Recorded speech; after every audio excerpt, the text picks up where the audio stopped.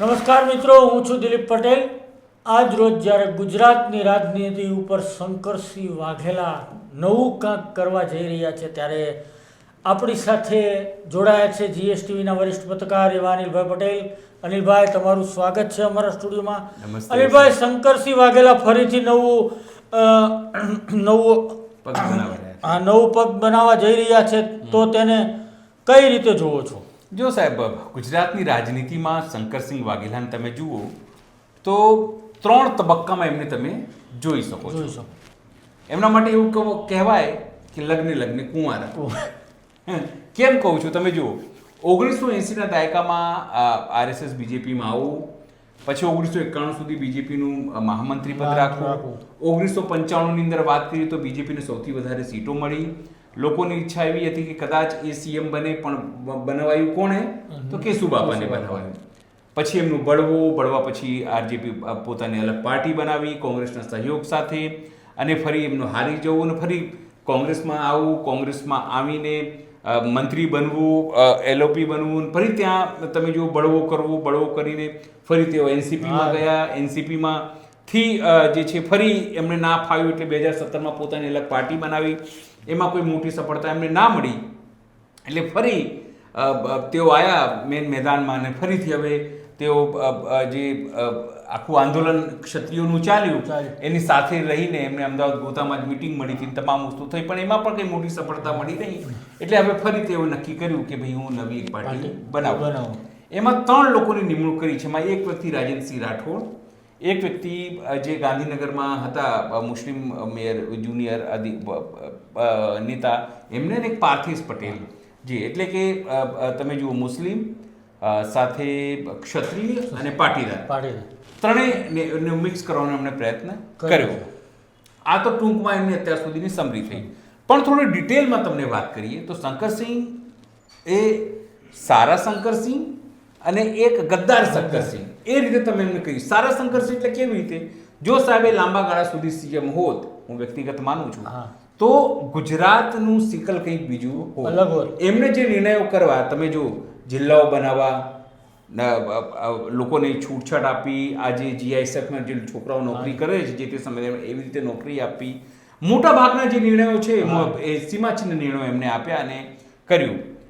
કેન્દ્રમાં પણ તેઓ મંત્રી રહ્યા, એલઓપી પણ રહ્યા, પણ સંગઠનના પાવરધા તેમને માનવામાં આવે છે.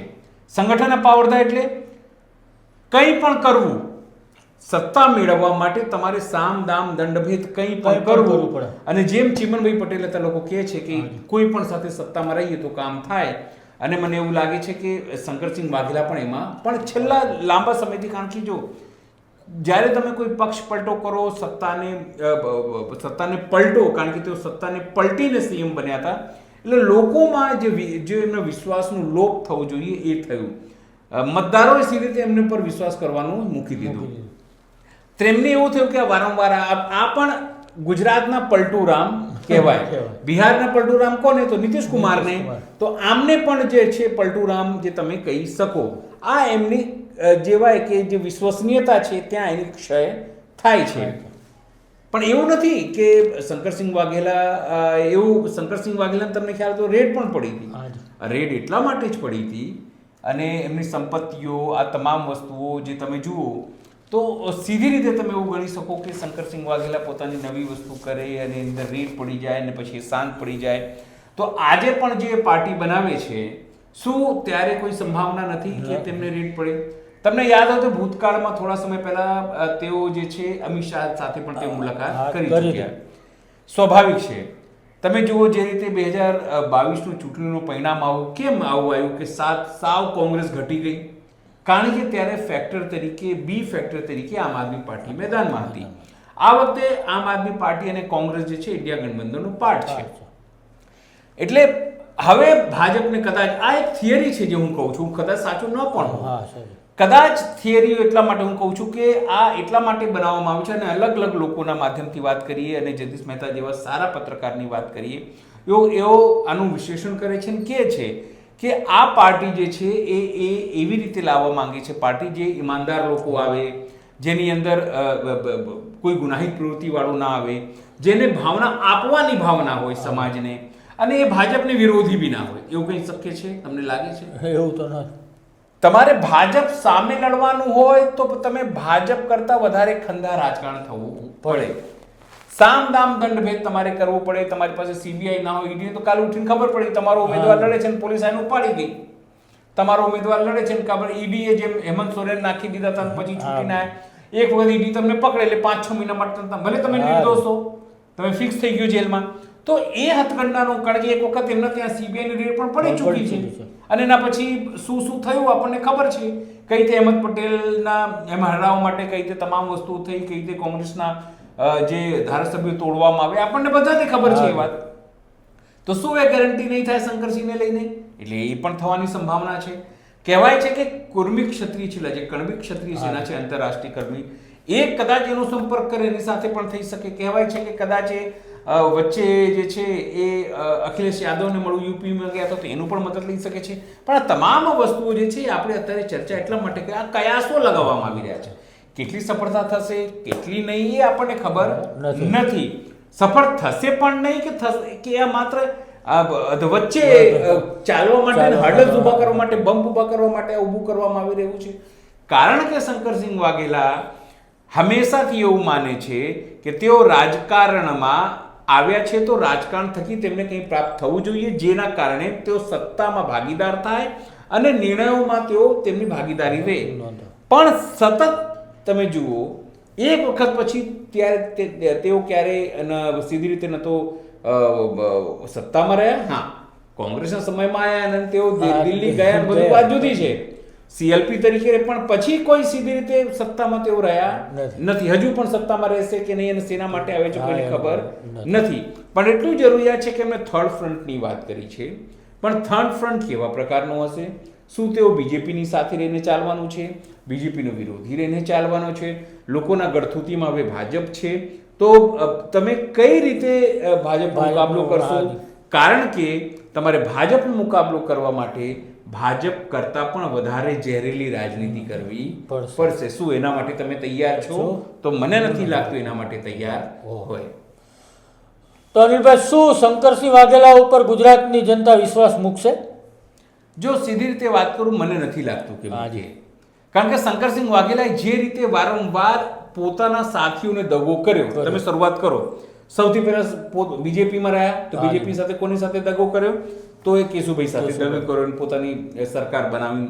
પછી સરકાર સાથે તેઓ કોંગ્રેસ સાથે રહ્યા તો કોંગ્રેસ સાથે પણ તેઓ દગો કર્યો, અથવા કોંગ્રેસ સાથે રહીને તેઓ અલગ રહ્યા.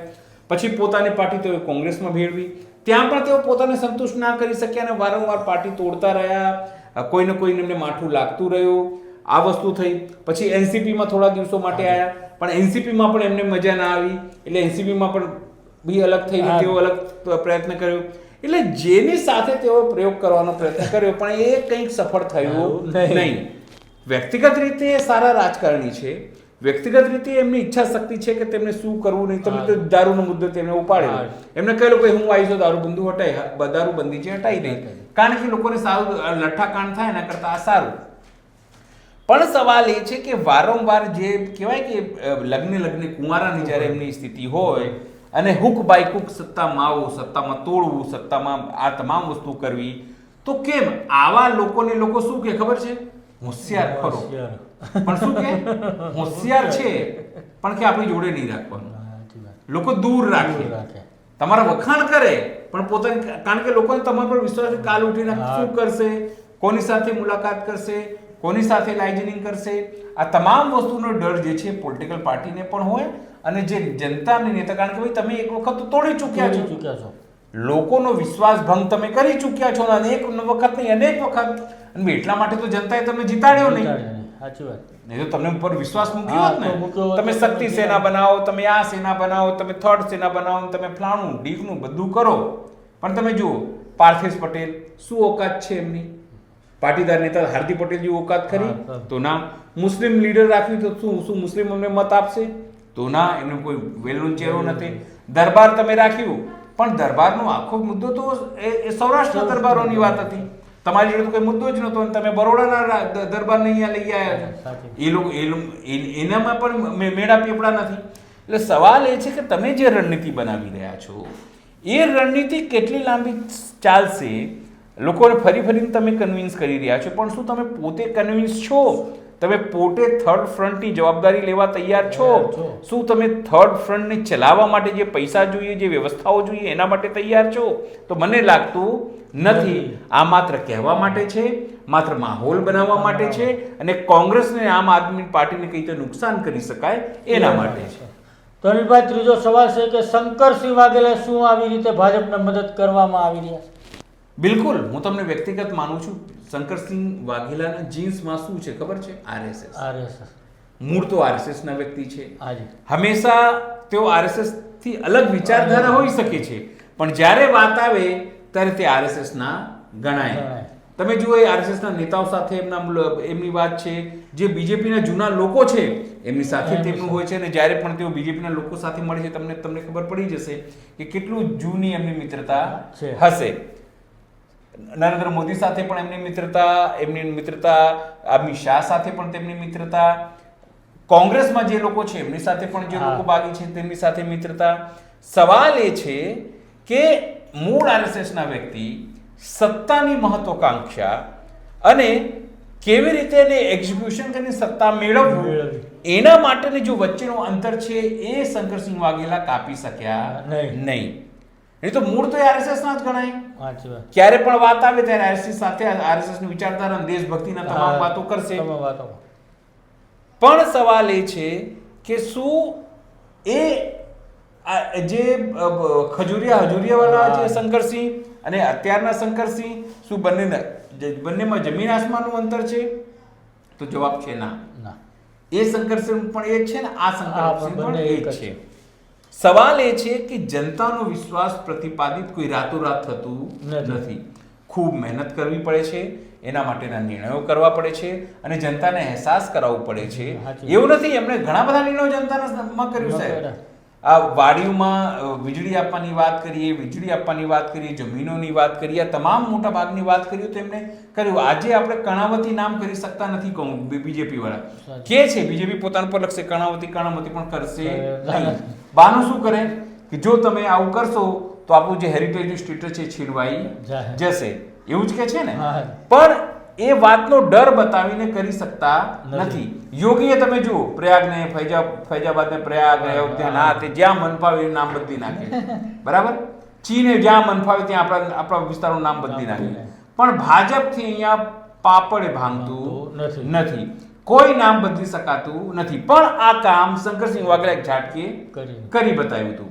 ટીચરોની ભરતીની વાત હોય, બદલીઓની, ઘણી બધી નિર્ણયો એના સમયમાં એમને લેવાયા. યોજનાઓની વાત કરીએ, દીકરીઓને સાયકલ આપવાની વાત કરીએ, શિક્ષણમાં મદદ કરવાની વાત કરીએ, ઘણી બધી નિર્ણયો. પણ એમની ક્રેડિબિલિટી જે છે એ રહી નથી. એ મજબૂત માણસ ખરા, ઈચ્છા શક્તિ એમની બહુ જોરદાર, સારા વક્તા એ ખરા, પણ મને જે લાગે છે, જે મેં એમને નજીકથી જોયા છે, એમના ઉપર લોકો વિશ્વાસ એટલા કરતા નથી, મતદારો વિશ્વાસ કરતા નથી. અને જે વાતો કરે છે કે અમે કોઈના વિરોધી નથી, પણ રાજકારણમાં તમે આવો તો ભજીયા તળવા તો આપતા નથી, સત્તા માટે આવો છો. હુક બાય કુક. તમે જે લોકોએ પ્રશાંત દયાલ જેવા જે તમને કહી દો પત્રકારો છે, એમણે લખ્યું છે સાહેબ, રાધનપુરની ઘટના જ્યારે ઇલેક્શન લડ્યા, તેઓ શંકરસિંહ વાઘેલા તરીકે કઈ રીતે પત્રકારોને માર ખવડાવ્યો, એ બધું જ અમને આવડે છે. કારણ કે જે ભાજપ, મૂળ તો આ ભાજપના જ પ્રોડક્ટ છે. એટલે જે ભાજપને આવડે, જે નરેન્દ્ર મોદીને આવડે, એ અમે નરેન્દ્ર મોદી કરતા પણ સારા આ સંગઠન કરતા છે. હું તમને કહી દઉં, સંગઠનની જવાબદારી જે તે સમય દરમિયાન જો પ્રોપર રીતે આપવા, અને આમના કહેવાથી હું તમને કહી દઉં, એક વખત નરેન્દ્ર મોદીને અહીંયાથી હિમાચલે મોકલી આપવામાં આવ્યા, ગુજરાત બહાર કાઢી મૂકવામાં આવ્યા હતા, અને એનો જ બદલો નરેન્દ્ર મોદી પાછળથી પોતાની રીતે લીધું. પણ સવાલ એ નથી. સવાલ એ છે કે થર્ડ ફ્રન્ટ જે છે એ ગુજરાતમાં હજુ સુધી સીધી રીતે સફળ થયું નથી. આમ આદમી પાર્ટીને કેટલીક સીટો મળી, પણ 20 સીટો મળી જાય એવું કંઈ થયું. 40 લાખ વોટ મળ્યા, એને પ્રભાવિત કર્યું, કોંગ્રેસને હરાવવામાં મેનેજ કર્યું. પણ થર્ડ ફ્રન્ટ કેશુબાપાએ પણ શરૂ કરેલું, એમને પણ સફળતા નહીં. ગોરધન ઝડપિયાએ પણ મહેનત કરી. તમે જુઓ તો સુરેશ મહેતા, તમામ લોકો હતા, એવું નથી. પણ આ જો વ્યવસ્થિત, એવું બી નથી કે ભવિષ્યમાં નહીં મળી શકે સાહેબ. હું તમને વ્યક્તિગત કહું, થર્ડ જો જ્યારે કોંગ્રેસ હતું ત્યારે જનસંઘ આવ્યું, જનસંઘ પછી કોંગ્રેસ આવ્યું, કોઈ ને કોઈ વિકલ્પ તરીકે આવ્યું.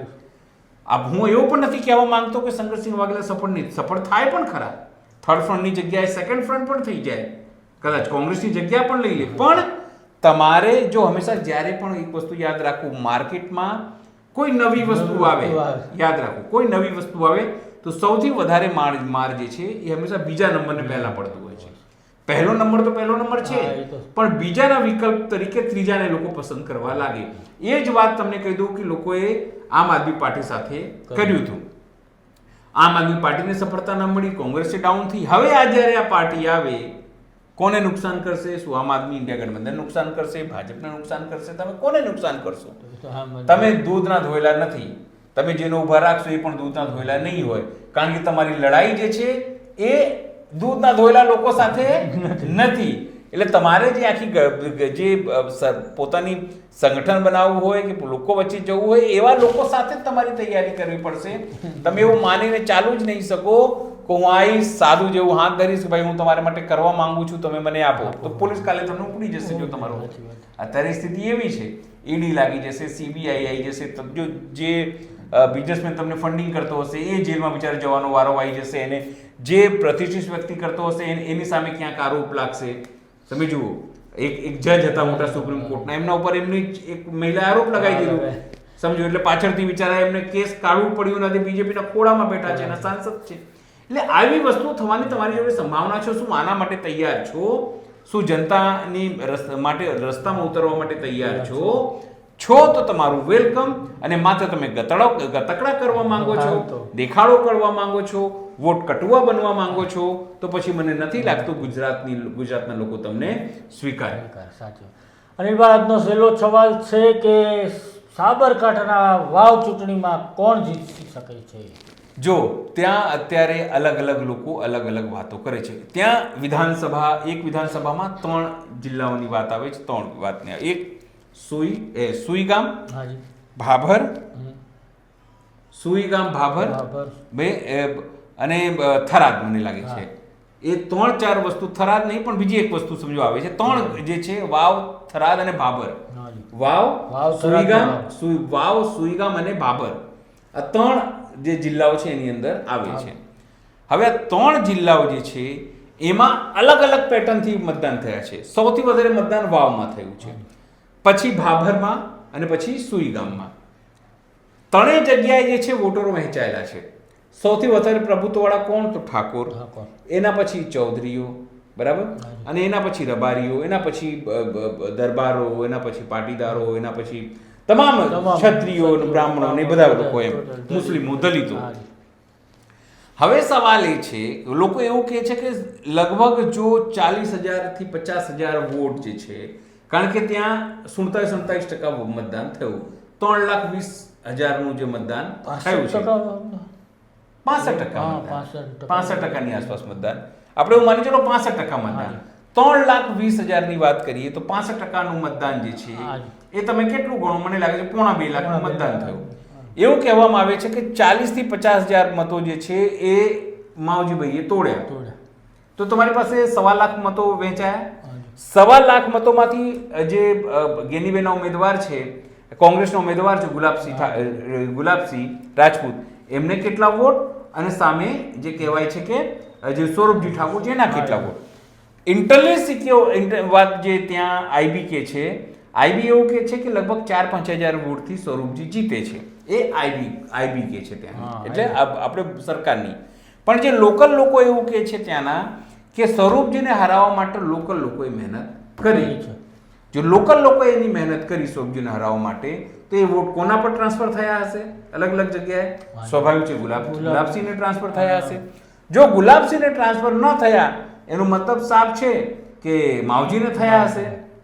તો શું માવજીભાઈ જીતી રહ્યા છે? એક સવાલ છે. એ પણ બની શકે. કાલે કે પરમ દિવસે જે રીતે પેલા ફોટા સામે આવ્યા હતા કે ગેનીબેન ઠાકોર માવજીને મીઠાઈ ખવડાવી રહ્યા છે, તો શું હવે એ જીતી રહ્યા છે? ગુલાબસિંહ નથી જીતી રહ્યા, સ્વરૂપજી જીતી રહ્યા છે.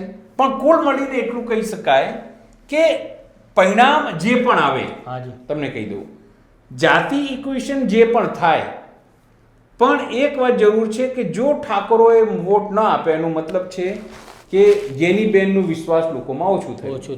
વાવમાં સૌથી વધારે દરબારો છે, તો દરબારોએ વોટ ના આપ્યા હોય અને બીજેપી તરફી ગયા હોય એનું મતલબ શું કે સીધી રીતે વાત કરીએ તો ગુલાબસિંહ ઠાકોરને વોટ નથી મળ્યા. જો ચૌધરીને એટલે માવજીભાઈને ઓછા વોટ મળ્યા હોય, 10-15 હજાર વોટ મળ્યા હોય, તો મતલબ સાફ છે કે એના વોટ જે છે એ બંનેમાં ટ્રાન્સફર થયા હશે. સ્વરૂપજીને જો વોટ મળ્યા હશે તો મિનિમમ 70-80 હજાર એમને વોટ મળવું જોઈતું હતું, પણ એ ના મળે અથવા મળે તો શું. એટલે કુલ મળીને એટલું કહી શકાય કે માવજી અથવા તો સ્વરૂપજી, ગુલાબસિંહનું નામ નથી આવતું. પણ કાલે જે પરિણામો આવશે એના પેટર્ન આપણે જોવા પડશે કે કોણ કઈ કાસ્ટ ક્યાં ગઈ છે. સમજો, સાચી વાત. કારણ કે ત્યાં તો જ તમને ખબર પડશે ઠાકોરો કોની તરફે ઝૂક્યા, લોકોએ વિશ્વાસ ગેની ઉપર મૂક્યો કે નહીં, ગેનીબેન ઉપર મૂક્યો કે નહીં, કે પછી ગુલાબસિંહ રાજપૂતજી આયા, શું ઠાકોરો નારાજ થયા કે ગુલાબસિંહને કેમ અમારામાં કોઈ નહીં. ચૌધરીઓ કોના તરફ નમ્યા છે, કારણ કે શંકર ચૌધરીનું શાખ પણ એની સાથે જોડાયેલી છે. સાથે રબારીઓ, ઠાકરસિંહ રબારી નારાજ હતા, એ વારંવાર કહેતા કે અમને તક મળવી જોઈએ પણ નથી મળી, એના વોટ કોને પડ્યા છે. આ તમામ વસ્તુઓ જે છે એ કાલનું પરિણામ બતાવશે. પણ અત્યારે એટલું જરૂર છે, ત્રિકોણીય જંગ છે.